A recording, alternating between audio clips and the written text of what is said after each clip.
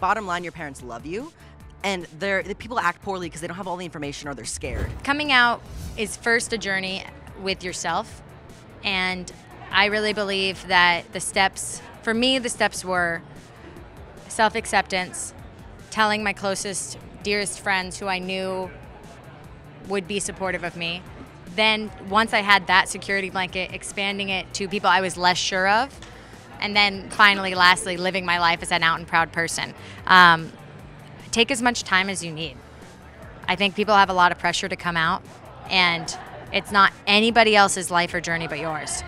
I think talk to your close friends more, because that's one thing I really didn't do. I kind of kept it in for a long time. Literally, my video was kind of me telling people, like, so I don't know, I'm very bad at talking about my personal feelings. So maybe that's advice to my younger self, I guess, too. But talk to people that you trust and know, because, like, they'll accept you and help you out, I think.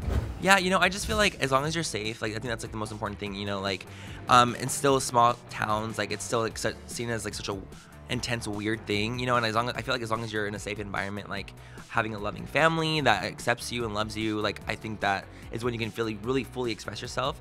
And until then, I would say just try to stay safe until you get a little older or you start to live out on your own.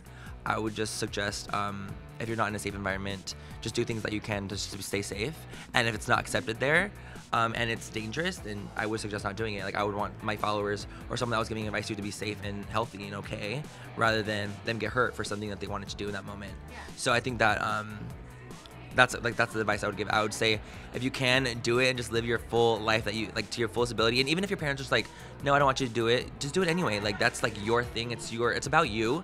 I'm just saying, if you are in a not safe environment, then I would just be a little more cautious about it. My biggest advice for talking to parents is always that, like, bottom line, your parents love you, and the people act poorly because they don't have all the information or they're scared. So a lot of times they think, oh, LGBT is evil and it's gonna take my child away, and no one ever thinks they're the bad person, right? Like, no one ever thinks they're the antagonist to their child's story and I'm gonna misgender my kid because I hate them. That's not the way it is. It's just they don't understand. So I always say, give all the information, and even if you can't, because it's such a weird and like touchy personal subject, write it all down. Be like, hey, you know, I identify as this, and I wrote a notebook out, or I have a PowerPoint. Like, I literally, like, say, break out the PowerPoint and be like, hey, here's what I am. Don't expect that your parents or anyone knows what, like, non-binary is or trans is. Like, treat them as if they're a little kid, and it's like, hey, here's the definition of this. Here's words that you can use. Here's words that you can't use. That's really offensive to me. Here are people in the media that are also like me, and just give all the information you can, because end of the day, you're not gonna change. That's just you. So it's like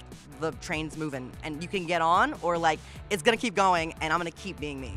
But wait, click over to the left to see some stars who recently came out, or click over to the right to see viral YouTube videos that you forgot about.